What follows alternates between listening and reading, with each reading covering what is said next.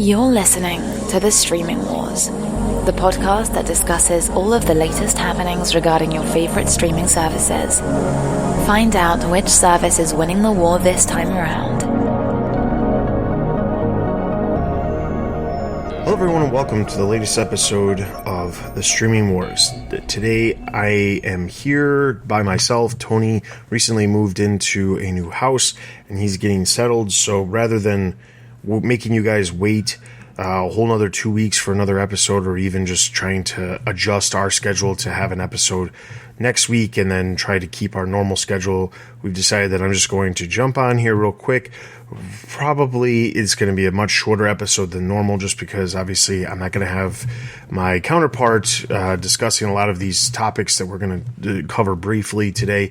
So bear with us. I mean, obviously it is a little bit slower news, as I've been saying over the last couple episodes. We don't have to worry about a ton of content popping up that's going to be worthy of a lot of discussion, but there is about 5 different things that I'm going to cover briefly here. The things that we are covering are from June 16th through the 29th. So let's jump into it. The first thing we've got is a very surprising deal that came up. It turns out Steven Spielberg's Amblin, which is his production company, has partnered in a new deal to make movies for Netflix. Now, what's really interesting about this, and the reason why I'm specifically bringing this up, is because there's a quote from Spielberg's company 2 years ago, basically where he had said that theatrical was extremely important. Theatrical is where all movies should be. He was one of the he was one of the people out there saying that theatrical was way more important than streaming. And then, of course, 2 years later, we see lots of deals taking place with other big name directors. And then we also see situations like the pandemic where the theaters weren't the focus, and that wasn't really where movies were being released that were successful. And when you look at Amblin Pictures, they release a lot of different movies. Right now, they currently have a deal with Universal to produce a lot of films, but this deal is not taking place of the Universal deal. It's taking place alongside the Universal deal, and the deal will have Amblin making pictures for both Netflix and for Universal simultaneously. Now, that's not to say that Steven Spielberg is specifically going to be directing or writing films specifically for Netflix or Universal. It's just his production company, which obviously he's part of, is going to be in charge of creating films for that. It's just an interesting turn of events, because you would have never expected Steven Spielberg, one of the proponents of theaters, to be changing his tune. Now, if only we could get Chris Nolan on board with streaming has its place when it comes to film, whether it be after the fact of the films releasing in theaters or just consecutively releasing as the same time in theaters for some of the lower budget films that tend not to be as successful when released on streaming platforms. Let's go, Chris Nolan. Join Steven Spielberg and Martin Scorsese on the new wave of streaming.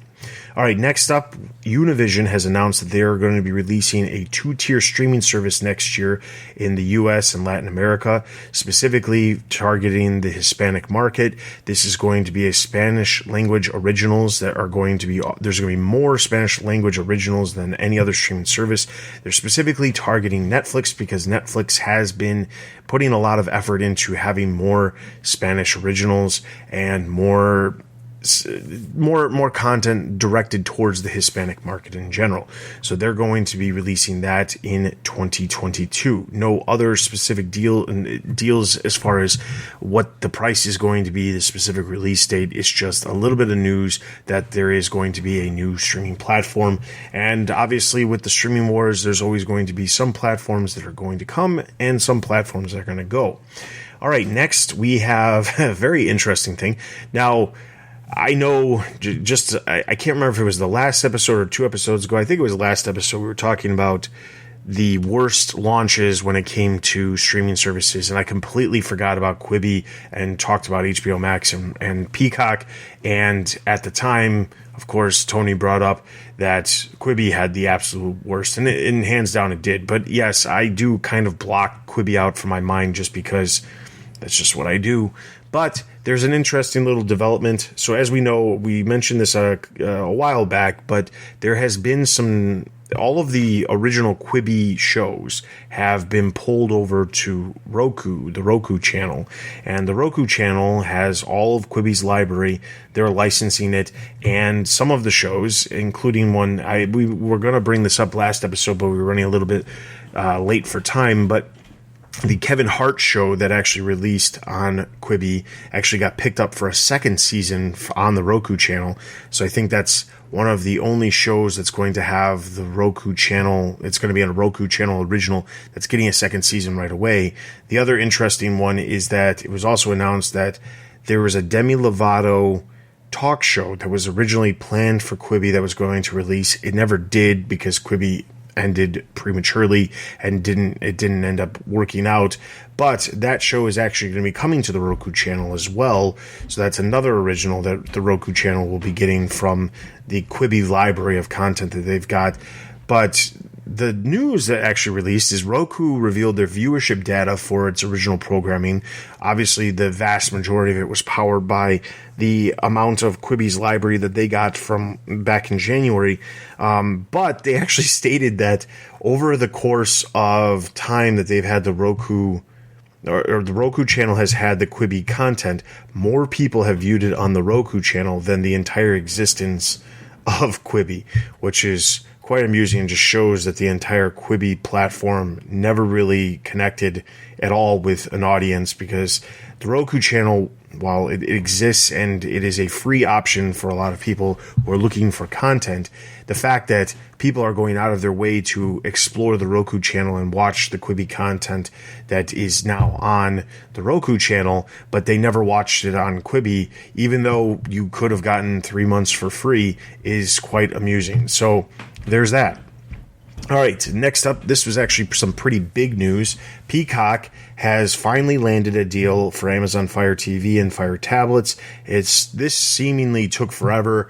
At this point, it almost was a year since Peacock originally launched to everybody. I know there was that beta through the Comcast customer base back in April of 2020, but almost a year after they launched, here we have a deal in place finally with Amazon. So that means that now Peacock is available on all the major platforms. HBO Max is obviously available on all the major platforms.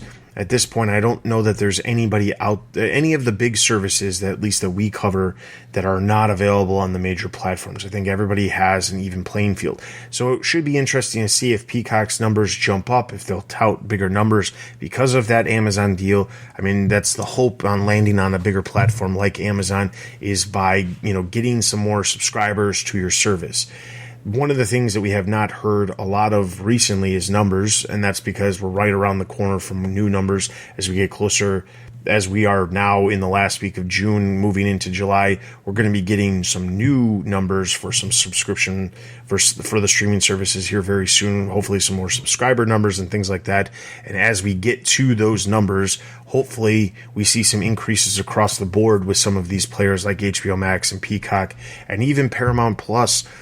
With the switch over from CBS All Access, hopefully we see large gains when it comes to these services that didn't launch as, they haven't been around as long as Netflix or Prime Video or Hulu, but you can see that there is some growth even with part of the pandemic, I should say the dark times of the pandemic behind us and things starting to get back to normal. Hopefully there is that push, because as you remember, there was that point when Netflix warned their investors that they were not planning on having a lot more subscribers. They were saying their growth was going to plateau and they were not going to see large gains when it came to subscribers. So hopefully here, we see that still happening with some of the other subscription services out there when it comes to HBO Max, Peacock, Paramount Plus, and we see some growth with those to warrant some of the things that are coming down the line. And obviously, the growth also allows more content to be created.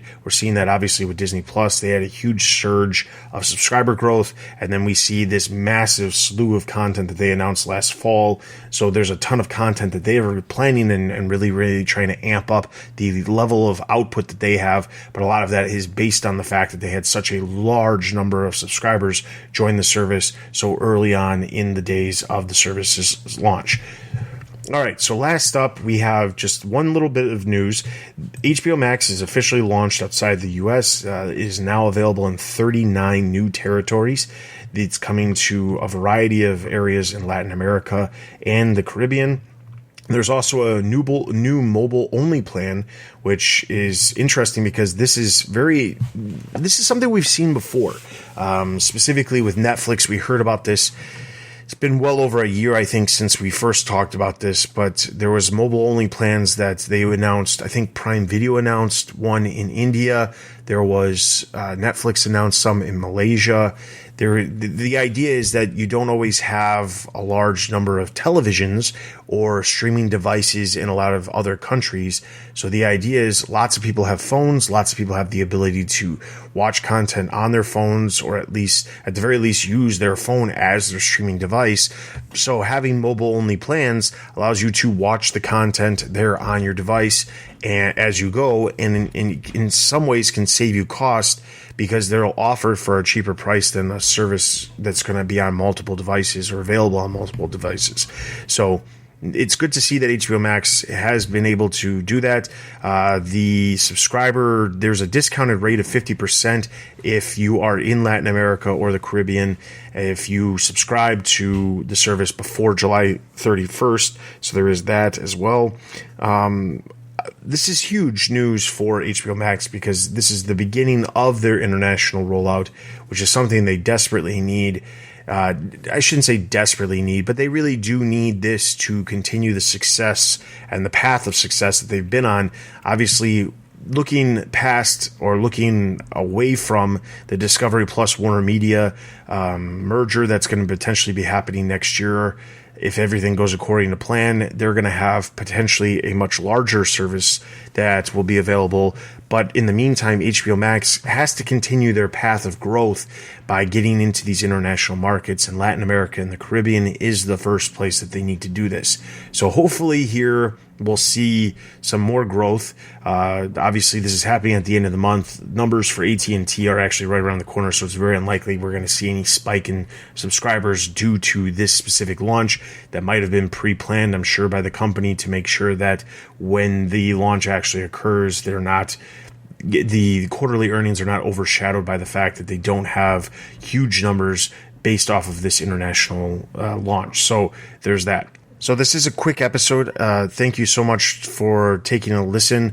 Obviously, we'll be back in 2 weeks with more updates, and Tony will be back with me to cover all of the latest happenings from the past 2 weeks, or I should say the next 2 weeks. Being said, be sure to head over to our website where you can find show notes for everything that's happened in the past 2 weeks. You will also find a link available to our YouTube channel where we have playlists that have trailers for all of the streaming services and all of the new content that is coming to those streaming services. In addition to that, you can follow us on Twitter and Instagram.